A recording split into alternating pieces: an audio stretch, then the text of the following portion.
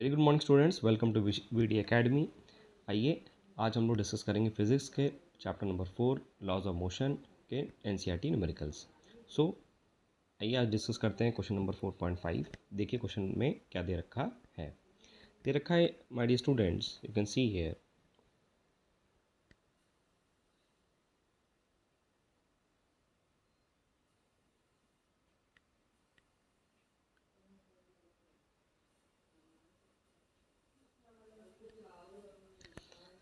First of all देखो my dear student, question को पहले आपको अच्छी तरह से रीड करना है। क्वेश्चन में देखो क्या है। A constant retarding force of 50 Newton is applied to a body of mass 20 kg moving initially with a speed of 15 metre पर सेकेंड। सो दे रखा है क्या, एक रिटार्डिंग फोर्स दे रखा है 15 न्यूटन का, एक मास दे रखा है एक बॉडी के ऊपर जो अप्लाई हो रहा है, एक जो जिसका मास है 20 kg और जिसके ऊपर एक कांस्टेंट रिटार्डिंग फोर्स ऐड कर रहा है और इनिशियली जो उसका मूविंग स्पीड है वो 15 मीटर पर सेकेंड है। तो यहाँ पे क्या पूछ रहा है, how long does it take to stop. तो कहीं ना कहीं टाइम पूछा है, तो पहले हम लोग सबसे पहले प्रोसीड करेंगे। सबसे पहले राइट करेंगे गिवन क्या दे रखा है।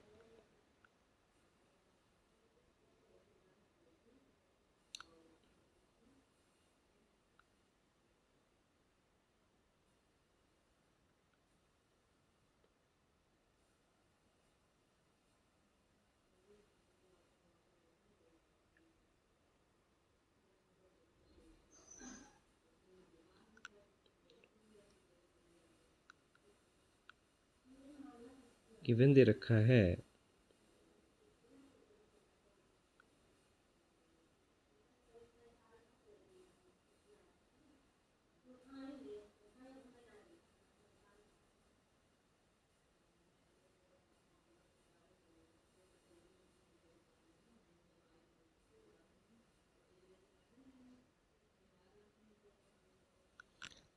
बस दे रखा है रिटार्डिंग फोर्स अटैक कर रहा है। मीन्स पहली बात तो देखो क्या दे रखा है, एक बॉडी दे रखा है जिसका मास कितना दे रखा है, एम दे रखा है हमारा 20 kg। दूसरा क्या दे रखा है, इनिशियल स्पीड। तो सबसे पहले राइट कर लेंगे, इसके ऊपर एक retarding constant retarding force add कर रहा है जो कि है हमारा 50 Newton.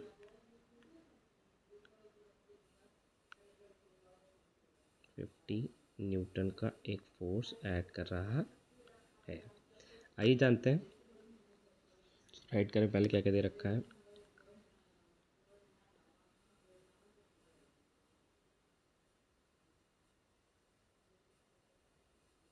F is equals to दे रखा है हमारा -50 न्यूटन। दूसरा दे रखा है हमारा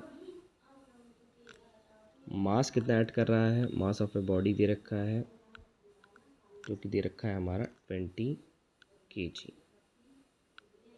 ऑल्सो माय डियर स्टूडेंट समझ में आ रहा होगा, लेकिन बोर्ड में आप ऐसे राइट नहीं करेंगे। पूरा बॉडी मीन्स आप लोग बोर्ड में कैसे राइट करेंगे मैं आपको दिखाई देता हूँ। ठीक, बोर्ड के अकॉर्डिंग हम लोग डिस्कस करेंगे।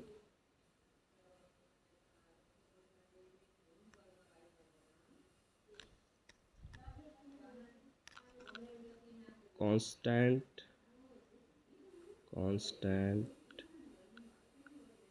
रिटार्डिंग फोर्स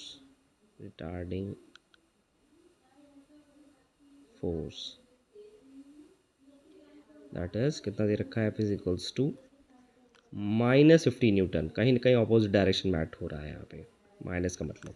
ठीक है, सेकंड दे रखा है mass of the body, mass of the body दे रखा है m is equals to 20 kg। Next आगे बढ़ते हैं।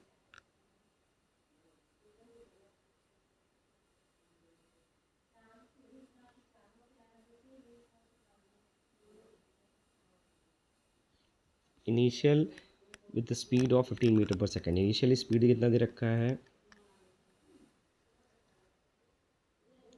Initial speed of the body, body है पहले से ही मूवमेंट में थी।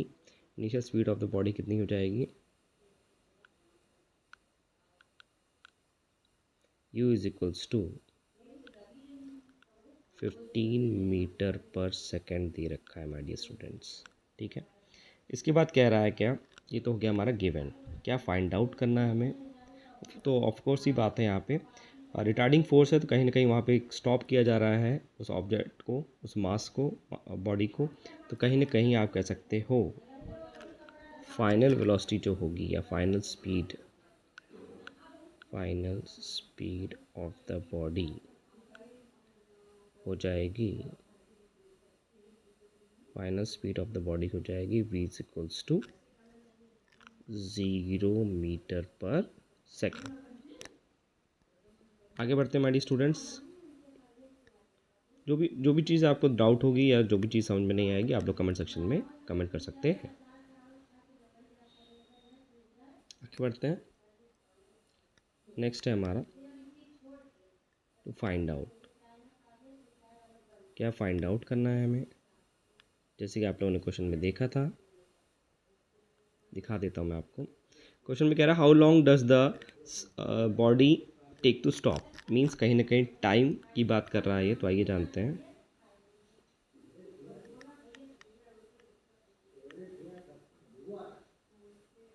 टाइम के बारे में बात करेंगे। आइए जानते हैं टाइम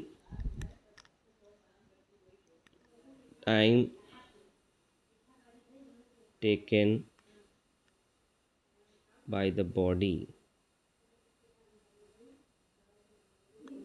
टू स्टॉप।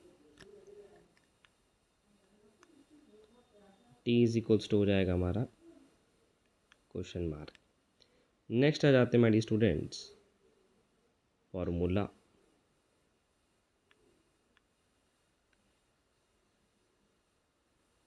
फार्मूला हो जाएगा हमारा, फार्मूला क्या हो जाएगा, we know that initial velocity दे रखा है, फाइनल वेलोसिटी दे रखा है, टी दे रखा है, और कहीं ना कहीं कह सकते हो आप लोग एफ दे रखा है। तो इससे हम लोग एक्सेलरेशन निकाल लेंगे। तो रिलेटेड कहीं ना कहीं ये फार्मूला कर रहा है v is equals to you plus A T से।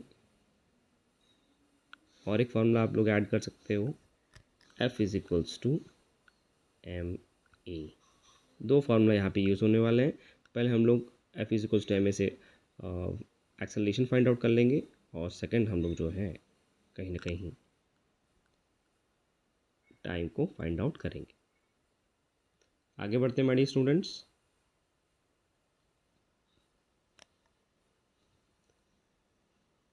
इसके बाद है हमारा कैलकुलेशन पार्ट।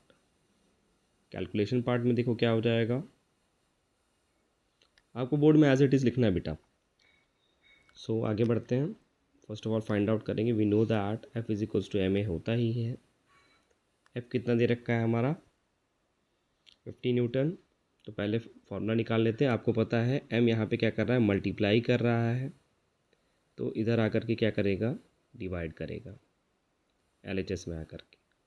तो क्या हो जाएगा, a is equals to f by m. F की वैल्यू हो गई हमारी कितनी कितनी दे रखी है, -50 न्यूटन, और एम की वैल्यू दे रखी है 20। 0 0 कैंसिल हो जाएगा, 2 1s 2 2s बचेगा 1, 0.25 10। कहीं ना कहीं आ जाएगा हमारा 0 के साथ, जो कि हो जाएगा हमारा 2.5 मीटर पर second square. Hope so my dear students समझ में आ रहा होगा। आगे बढ़ते हैं। आइए जानते हैं टाइम कैसे कैलकुलेट करेंगे।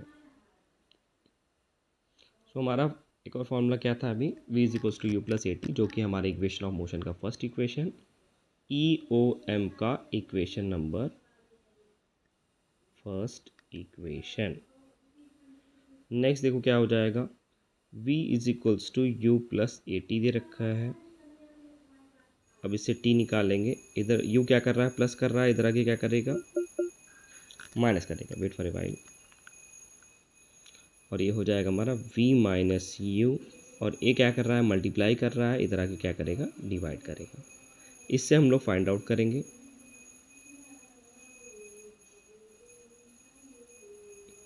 आइए जानते हैं।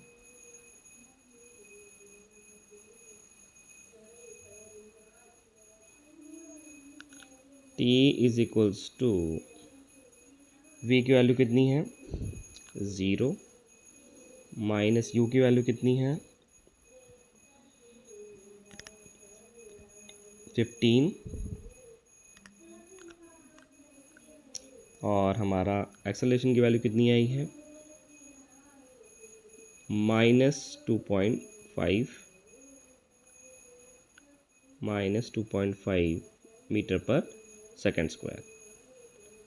तो एज इट इज़ हम लोग यहाँ पे ऐड कर देंगे -2.5 जो कि हो जाएगा t is equals to minus minus cancel हो जाएगा, इसको प्लस कर लेते हैं 15 डिवाइडेड बाई बेटा अगर इसको डेसिमल से हटाएंगे 25/10 राइट कर सकते हैं इसे। तो ये क्या हो जाएगा, कोई भी चीज़ अगर डिनोमिनेटर से भी डिनोमिनेटर में होती है तो वो न्यूमरेटर में जाके मल्टीप्लाई होती है, जो कि हो जाएगा हमारा 15 इंटू 10 150 डिवाइडेड बाई 25। आप डायरेक्ट भी कैंसिल कर सकते हैं या 5 5 से 25 5 3 से 15 0 एज इट इज़ 5 1 से 5 5 6 से 30 जो कि हो जाएगा हमारा t इज इक्वल्स टू 30 होगा 6 होगा 6 होगा 6 सेकेंड। ये है हमारा रिक्वायर्ड आंसर या solution. Thank you for today.